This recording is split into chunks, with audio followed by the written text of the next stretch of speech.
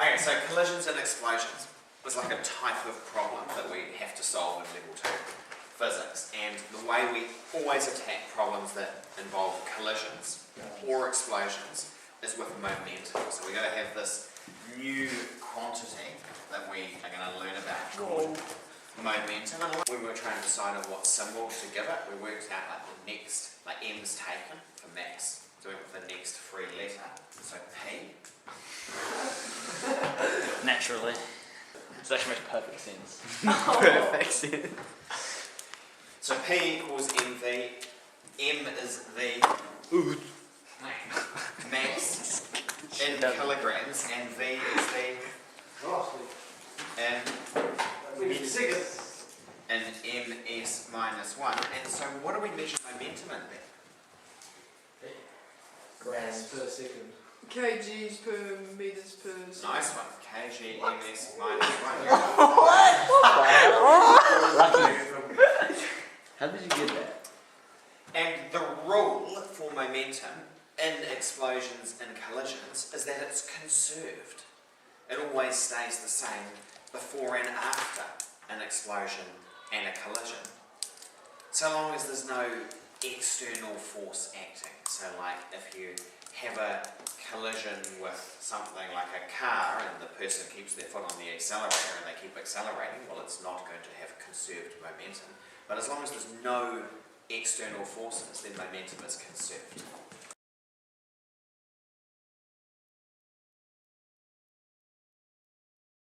And we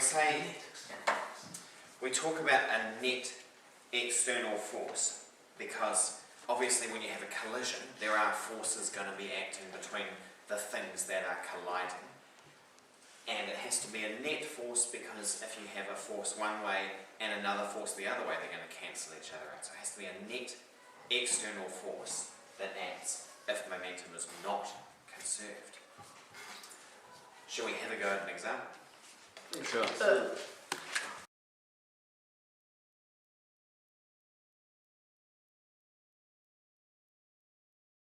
Truck.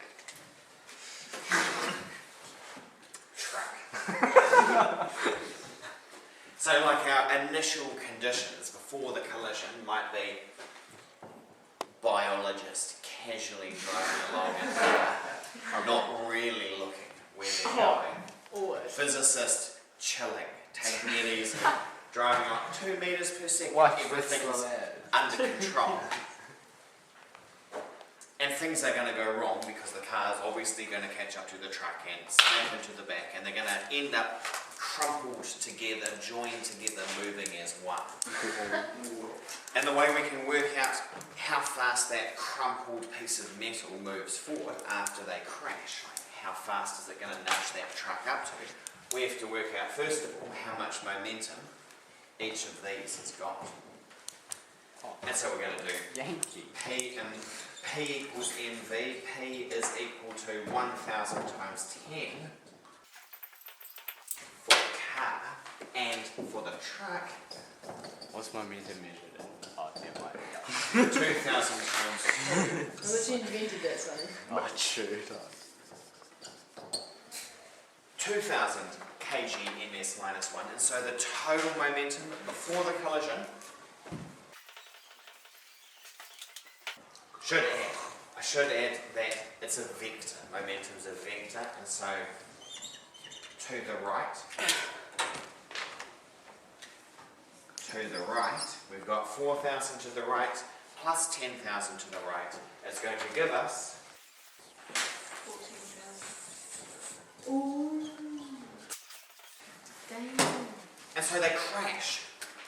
And we need to know how fast is it moving after that crash. And so we can do that. We can say that P final equals P initial equals 14,000 kg ms minus 1. And then we want to know how fast is it moving. V is equal to P over N. Just rearranging that equation that we started with. V is going to be the total momentum, 14,000, over the total mass, That's going to be something like 4.7, is it? And so that's kind of cool. And then, but we're left wondering, like, what about energy? What about energy? What sort of energy was involved in a collision? Is involved in a collision? Kinetic energy. They've both got kinetic energy to start with. So, we're going to have a think about what happens to the energy of each of these vehicles.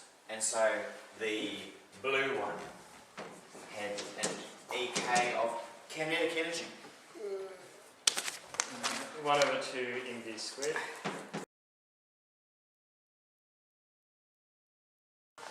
And so hopefully we got something like 50,000 joules before the collision.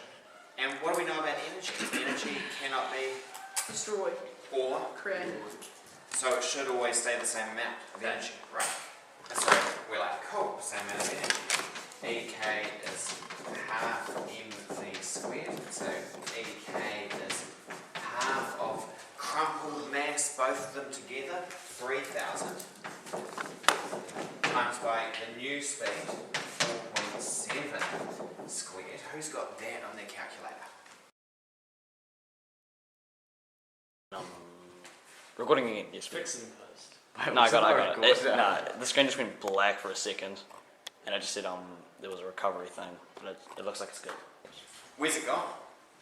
Into the cars, like crumpled. And it's done work Heat. crumpling the cars, which has turned it into heat. Like you bend metal, it heats up, right? We know that. Everyone who's tried to bend a nail backwards and forwards has burnt their hands on it.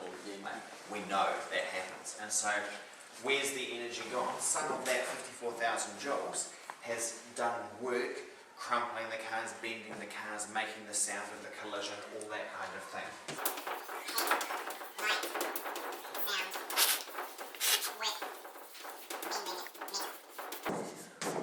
And so energy has been conserved, but kinetic energy has not been conserved. And that kind of brings us back to the point of this, is that there are two types of collisions. There are ones called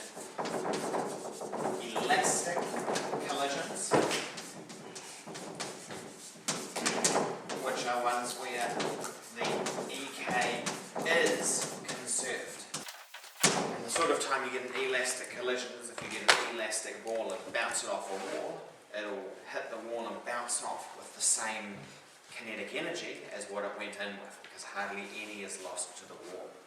Whereas, and the opposite to elastic is Static. Brittle. Solid. is inelastic. Oh, Oh man, could have guessed. Could have guessed it. He'd been trying to think of some scientific word. I think like 5-year-olds would have had a better chance of answering. Show that one. So 99.9% of all the collisions you're ever going to run into in life are inelastic ones. Almost everything is inelastic. Don't worry too much about these, but do look for the kinetic energy to either go up or down, depending on what type of collision it is. And if it went up, if the kinetic energy increased, there was one NCEA question where they must have really screwed up because the kinetic energy did increase in a collision. How can you explain that? How could you add energy to the system in a collision? And another car. Explosion. Yeah, so acceptable answers were a compressed spring mounted on front of one of the cars, an explosive device mounted on the front of one of the cars, things like that. So when they Was start that up, actually- yeah, that was in the marking schedule. Johnny, scratch it. Scratch it. Is that anyone else? No, scratch it.